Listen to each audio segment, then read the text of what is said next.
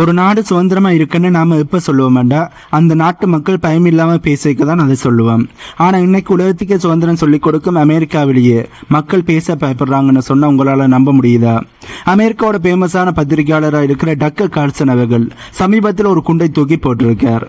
நாம வெறும் ஒரு அதிபரை மாத்திரதாட, அதாவது அமெரிக்காவோட பிரசிடண்டா மாத்திரதாட எந்த ஒரு பிரயோசனமும் இல்லை, அங்கே இருக்கின்ற சிஸ்டத்தையே மாத்தணும் அப்படின்னு சொல்லியிருக்கார்.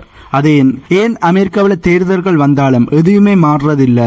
இதை பற்றி தான் இன்னைக்கு நாம ஆழமா பார்க்க போறோம்.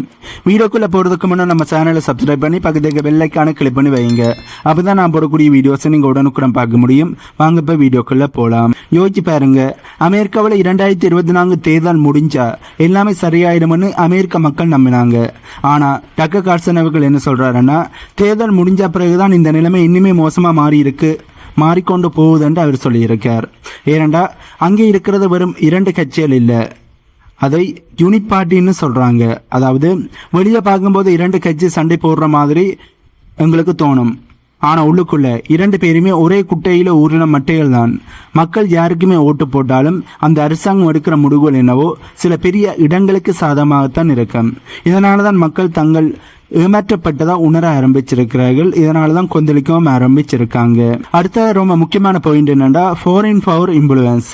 அமெரிக்காவோட வரி பணம், அதாவது அங்கே இருக்கிற சாதாரணமான மக்கள் கஷ்டப்பட்டு உழைச்ச பணம் அமெரிக்காவில் ரோடு போடவோ ஸ்கூல் கட்டவோ பயன்படுத்தப்படுவதை விட எங்கேயோ நடக்கிற போர்க்காண்டித்தான் அதிகமாக பயன்படுத்தப்படுது. ஏன் ஒரு குறிப்பிட்ட நாடுகளை விமர்சனம் செஞ்சா மட்டும் உடனே அவர்களை அரெஸ்ட் பண்றாங்க, இல்லைன்னா துரோகின்னு முத்திரை குத்துறாங்க? இதுதான் டக்கர் கார்சன் அவர்கள் கேட்கிற முக்கியமான கேள்வியா இருக்கு. அமெரிக்காவுக்காகத்தான் இயங்குதா, இல்ல வேற நாடுகளுக்காக இயங்குதா? சில லாபி குரூப்ஸ் இந்த மொத்த சிஸ்டத்தை தங்களுக்கு ஏத்த மாதிரி வளைச்சு வச்சிருக்காங்க. இது ஒரு நாட்டோட இறையாண்மைக்கு மிகப்பெரிய ஒரு ஆபத்துன்னு டக்கர் கார்சன் அவர்கள் சொல்லியிருக்கார். இன்னைக்கு அமெரிக்காவில் ஒரு புதிய பயமானது வந்திருக்கு, அதுதான் டப் கிரைம்.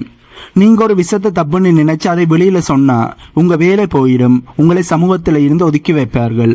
ஒரு காலத்துல எதை வேணாலும் பேசலாம்னு இருந்த ஒரு நாடு இப்போ எதை பேசக்கூடாது, எதை விமர்சிக்க கூடாதுன்னு ஏகப்பட்ட கட்டுப்பாடுகள். இதையெல்லாம் செய்யறது அந்த சிஸ்டம் தான். மக்கள் மனசுல பயத்தை விதைச்சு அவங்களை வாய் திறக்க விடாம பண்றது ஒரு சர்வாதிகார போக்கு மாதிரி தானே இருக்கின்ற கேள்விகளையும் கேட்டிருக்கிறார்கள். சரி, இப்ப நாங்க விஷயத்துக்கு வருவோம். இவ்வளவு பிரச்சனைகளையும் சொல்லியாச்சு, இதற்கு தீர்வே இல்லையா? வெறும் அதிபர்களை மாத்துறதால ஒரு பயனும் இல்லையாண்டு டக்கர் கார்சன் அவர்கள் ஏன் இவ்வளவு ஆணித்தரமா சொல்றாருன்னா, நாம ஒரு தப்பான இலக்கை நோக்கி ஓடிக்கிட்டு இருக்கோம். நாம நினைச்சுக்கிட்டு இருக்கோம் வெள்ளை மாளிகையில உட்கார்ந்து இருக்கிற அதிகாரிகள் எல்லாத்தையும் தீர்மானிக்கிறாங்கன்னு. ஆனா உண்மை அது இல்லை. அந்த அதிபருக்கு பின்னாடி யாருக்கும் பதில் சொல்ல தேவையில்லாத ஒரு பெரிய அதிகார வர்க்கம் தான் இது அனைத்துக்குமே முக்கியமான காரணமாக இருக்கிறார்கள். இவங்களைத்தான் டக்கர் கார்சன் அவர்கள் தான் மிஷின் அப்படின்னு சொல்லியிருக்கார். அமெரிக்க அரசாங்கத்தில் கிட்டத்தட்ட 4 மில்லியன் சிவில் சர்வீஸ் ஊழியர்கள் இருக்காங்க. இவங்க யாரும் மக்களால் தேர்ந்தெடுக்கப்படுறவங்க இல்லை.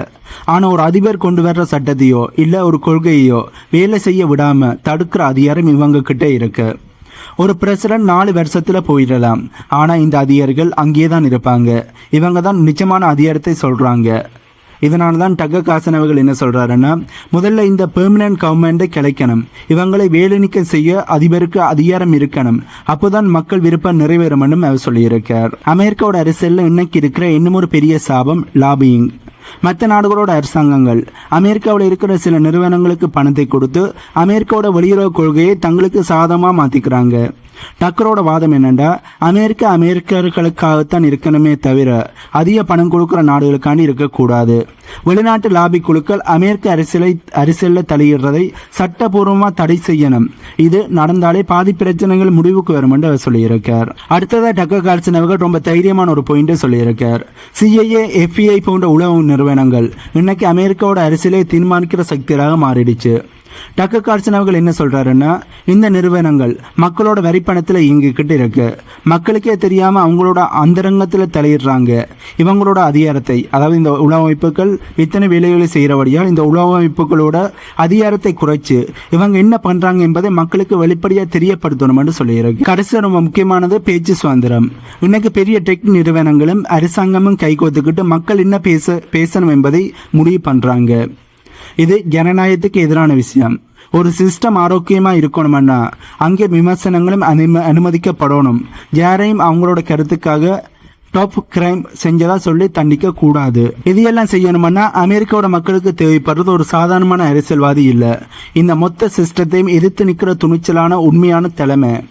டக்கர் கார்ல்சன் அவர்கள் சொல்றது போல இது ஒரு தேர்தல் வெற்றி இல்லை, இது ஒரு பொலிட்டிக்கல் ரெவல்யூஷன். இந்த சிஸ்டம் தன்னைத்தானே காப்பாத்திக்க பார்க்கும், உங்களை மிரட்டும், உங்களை அமைதியாக பார்க்கும். ஆனால் மக்கள் விழிச்சுக்கிட்ட எந்த ஒரு சிஸ்டமுமே மக்களுக்கு முன்னாடி நிற்க முடியாது என்பதுதான் உண்மை. ஆகவே இப்போ நாங்கள் இந்த வீடியோவோட கடைசி பகுதிக்கு வந்துட்டோம். இதுவரும் அமெரிக்காவோட பிரச்சனை மட்டும் இல்லை, உலகத்தில் இருக்கிற எல்லா ஜனநாயக நாடுகளுக்கும் இது ஒரு எச்சரிக்கை மணி.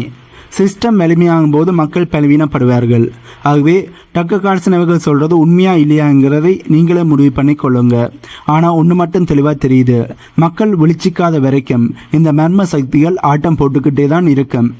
ஆகவே இந்த வீடியோவில் நான் சொன்ன தகவல்கள் உங்களுக்கு புதிதாக இருந்திருக்குமென்னு நம்புகிறேன். இந்த தகவல்கள் உங்களுக்கு புதிதாக இருந்தால் இந்த வீடியோக்கு லைக் பண்ணி நம்ம சேனலை சப்ஸ்கிரைப் பண்ணி பக்கத்துக்கு பெல் ஐக்கானை கிளிக் பண்ணி வைங்க.